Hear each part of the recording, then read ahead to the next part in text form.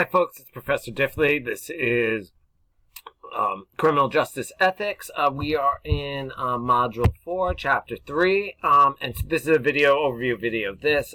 This week we are looking at a new approach to ethics called deontological ethics. Excuse me, this is an absolutist theory, holds that there are rules that we all must follow no matter what. It is a non-consequentialist, so we don't care about what happens afterwards. It's about right and wrong. You do things like you don't lie. It doesn't matter if the lie creates good or bad. You just don't lie. That's what we're going to be looking at here. You can see the required reading for this. There's videos. There's a video from me. There's videos for the on the topic. There are lecture slides with notes, as always. The learning objectives, as I just had up, you can see some of the big points you're supposed to be looking at. This week, unlike last, we'll be looking at one topic at all. So my video for this will actually be short because I actually gave you a lot of videos on this one topic that are very, very helpful here. This one, I believe we saw this before. Most of these videos, there's a few of them. There's like 5 or 6, but only one is 10 minutes long. The others are less than 5 minutes, 5 minutes at most, maybe 5.5 minutes. So you have ethical absolutism, a very quick definition of deontological and deontology. You have the big video here, very good video content in the categorical imperatives that runs through everything.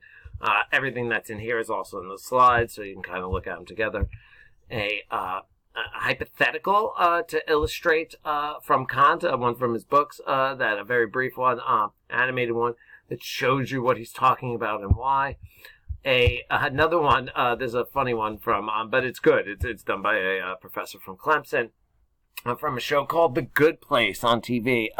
This is a show about ethics, even though it's about something else, but it covers ethics and covers it amazingly well. So take a look at this. An excellent summary. It's a little lighter, too, than some of the ones we normally get, so you might like it. And then finally, The Good Life. This is an overview, sort of summary. Really helps after you've learned everything else that Kant has argued through these other videos to watch this, of really going through what is the good life according to Immanuel Kant and deontological ethics. So as always, there's notes. You can take a look at these things here. So let's just get in this real quick. So formalism, deontological ethics, chapter 3 is what we're in this week. So yeah, unlike last week, this is a 1 week topic. So you have till the end of the week to get everything done. There'll be some journal assignments, and as always, a brief quiz. So, a little overview. That's Immanuel Kant on the right there, a German philosopher from the Enlightenment era, 1700s, is when he did most of his work. Enlightenment era thinker. Enlightenment was, you learn this in history, a new way of thinking, started off in Europe, spread around the world. It's about rationalism, using reason, using logic. Sapere aude is what Kant said about it. Kant wrote a essay called "What is the Enlightenment?" Sapere aude, he said, Latin for dare to know. Have the courage to use one's intelligence. So think for yourself is what they're trying to get you of. You can see some of his writings here. He focused on obligations and duties, and that's what this is about. A duty, something you must do. That is how we determine what is right and wrong. He argued that ethical conduct should be based on reasons drawn from simple, unbending, rational premises. Again, so it should be obvious why we do these things to people. Long drawn out philosophy, sometimes like virtue theory, can get muddled. He wants very simple rules here. And he's a non-consequentialist. Again, we don't care about outcomes at all in any of this. So deontological ethics, it's non-consequentialist. The morality of an action is determined by whether it conforms or violates to a maxim, which is a moral principle. If you had to sum up everything about deontological ethics, very simply, it is dare to know. Dare to know. As we'll see in another video, utilitarianism is the greatest good for the greatest number. Deontological ethics is do your duty. Virtue ethics, virtue theory is really about finding the mean, right? Find that golden mean. And so this one is do your duty.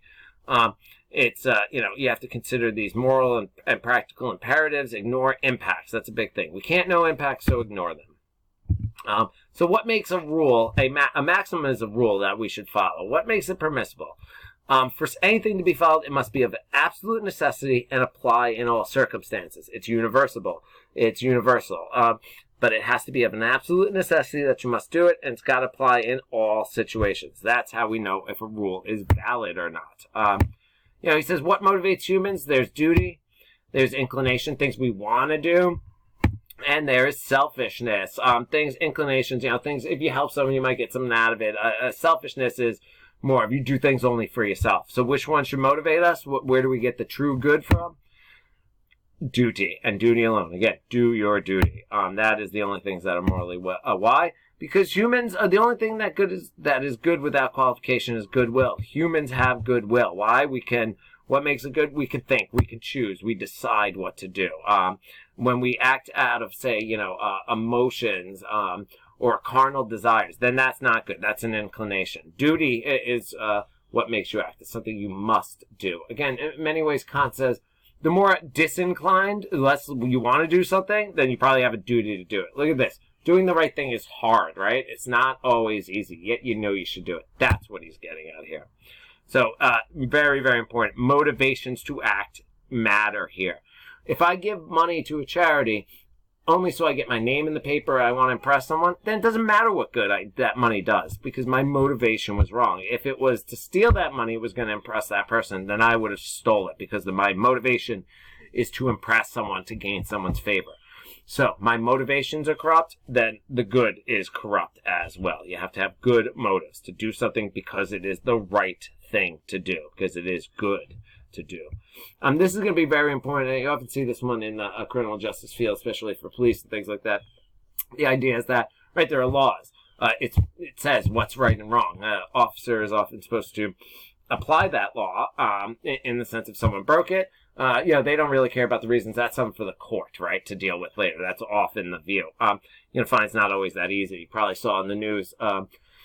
At one point, there's officers. Recently, there was an officer that arrested very, very young children. Right? They probably broke the law. It was by the book. Should they arrest them? Maybe. But the question is that the right thing to do? So deontology. He was probably following deontological. That's what it says. That's what I got to do.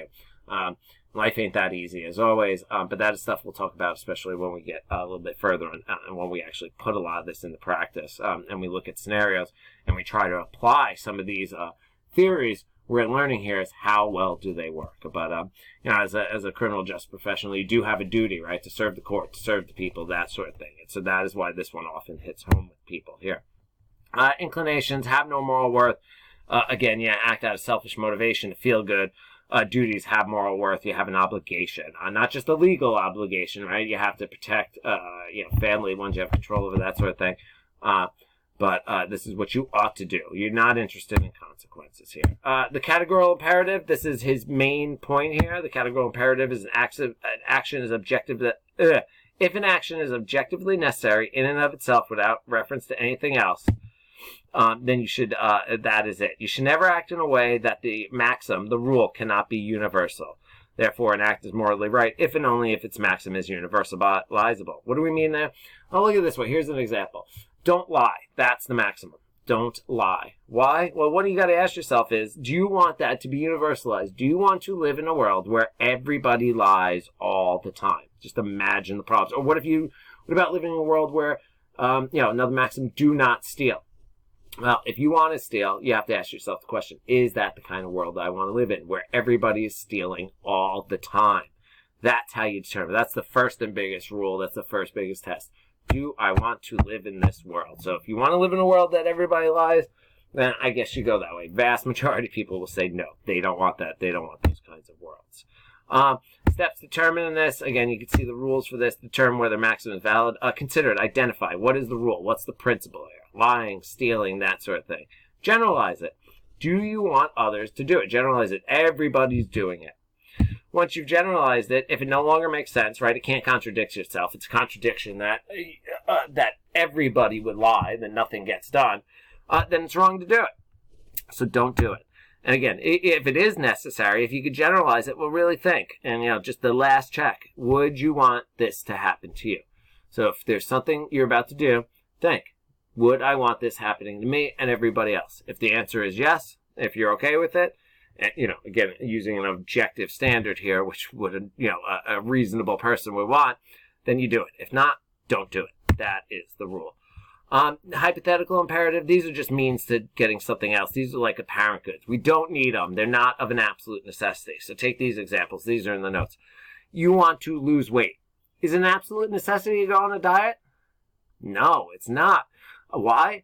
Losing weight, going on a diet's not the only way to lose weight. You could work out a ton. There's surgeries. There's lipos. There's all sorts of things. So no, a diet is not an absolute necessity. So it's a hypothetical imperative. It's not necessary.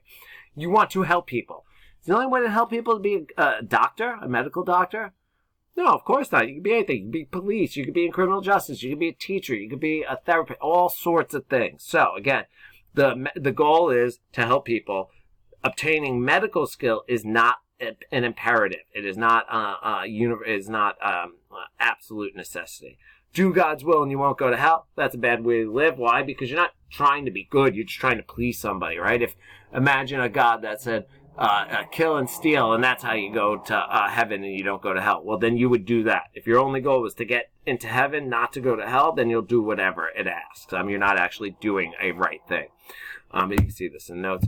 Practical imperative is the idea that we treat humanity and ourselves as always an end, never a means. What it's saying is don't use people. Don't use people as a means to an end. Never is it permissible to kill, even if it's saving others, Kant would say, because every life is as equally as valid.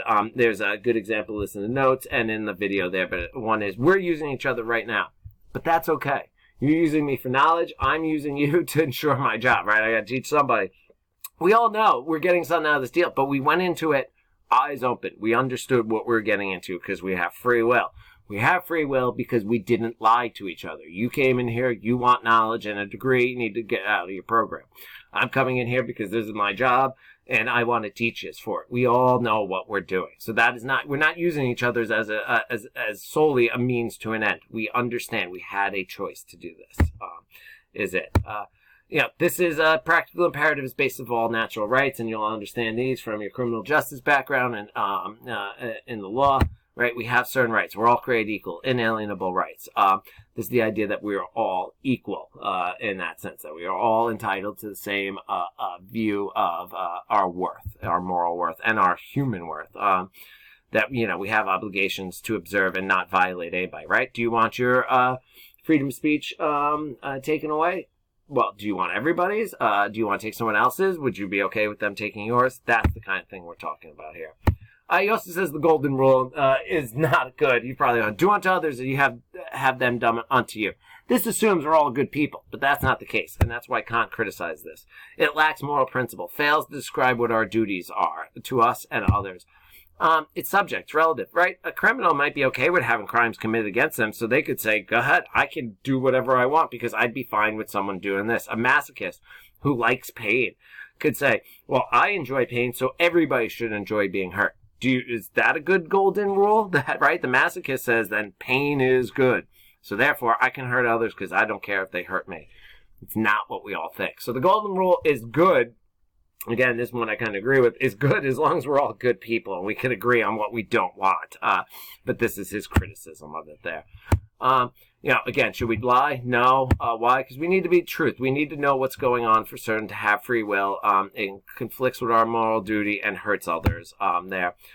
This is his idea. In a utopia, perfect state of world, we would all agree with these things. We'd accept the rules.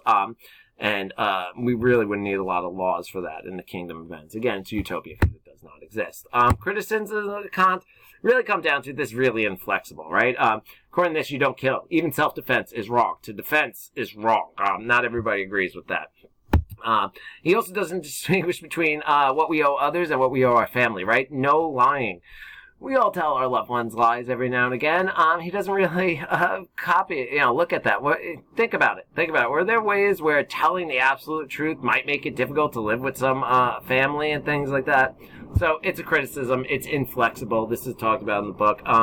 But there are some values to it. Remember, with some of these philosophies, you don't have to necessarily subscribe to all of it, but you can get parts of it. And here are these last slides.